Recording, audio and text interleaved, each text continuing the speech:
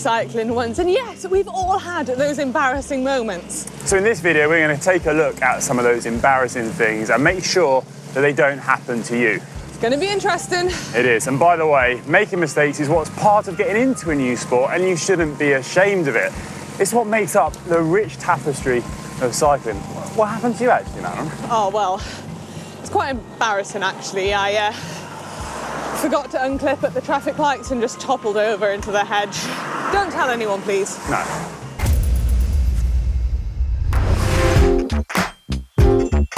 When you're new to cycling, there can be a lot to think about. The bike, the gears, the lycra, the clipper's pedals, it can be a lot to get your head around. But we're going to step on board here and make sure you don't make this mistake, okay?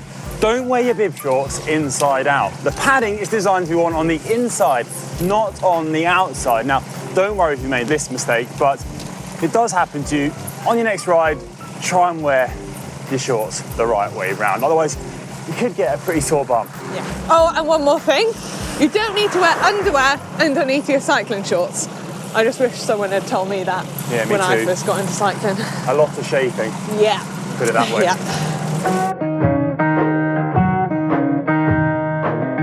We've all had this in our cycling lives, commonly known as the fourth cat tat or the cycling tattoo. You're not sure how or when it got there, but at some point on your ride, your calf must have touched your oily chainring. I mean, it's a free tattoo. Oh, and it's just the worst. You don't even know it's there and you're riding along and your buddy points it out. And there it is, right there on your calf. Oh, and you've got to ride the whole way home in shame. You've actually got one on your calf, Connor, but it's underneath your lungs. I'm not sure how you managed to do that. You should probably sort it out. No. Didn't even know it was there.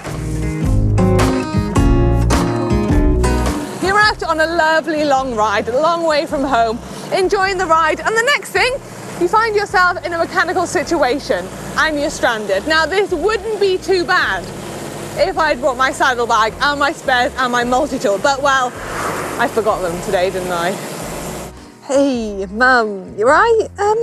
You busy? Would you mind coming and pick me up? No. Oh, right, okay. Yeah, I'll try Dad, okay, bye. Hey, Dad, you're right. You ran in a half marathon?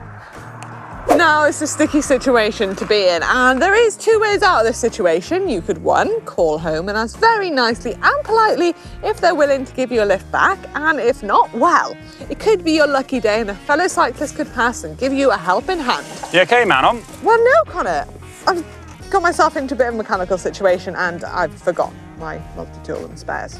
Yeah, do well, you have any? Yeah, I do actually. I've got a small multi-tool, some inner tubes and some tyre levers, and I really recommend bringing the same with you out on your rides. You don't need to bring your whole toolbox, but some small spares will really be helpful and get you out of any problems you might encounter on your ride. And if you need to learn more about how to maintain your bike, we do actually have a book out at the moment, the GCN maintenance book, which will teach you everything you need to know about bike maintenance. It's a great piece of literature.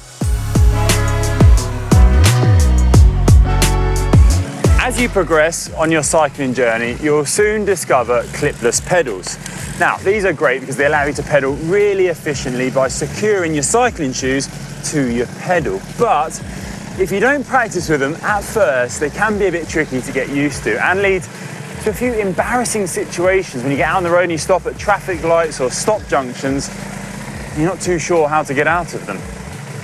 I'd recommend practicing clipping in and out of your pedals before you do hit the open road. You want to make sure that this is second nature before you go out and potentially cause yourself an embarrassing mishap.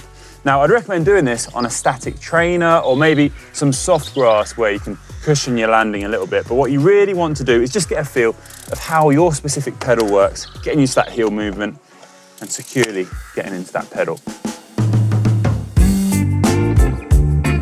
In cooler conditions, it's always best to slightly overdress than underdress because you can always take layers off. Yeah, I've been out riding in the middle of winter and been absolutely freezing, wearing every single item of clothing that I own. And then I've seen another cyclist pass me in a shorts and jersey combo, and I just thought, how are they still riding? They must be so cold. Or maybe, Manon, I'm just soft. You are pretty soft, to be fair, Connor.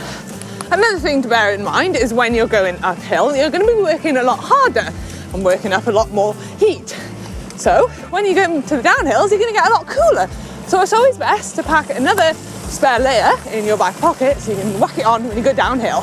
Yeah, or you can do your jersey up like so. And if you want to learn a little bit more about how to ride in different climates, myself and Hank actually did a video, overdressing versus underdressing, where Hank rode in shorts and jersey in really freezing conditions, and I think he still has nightmares from it.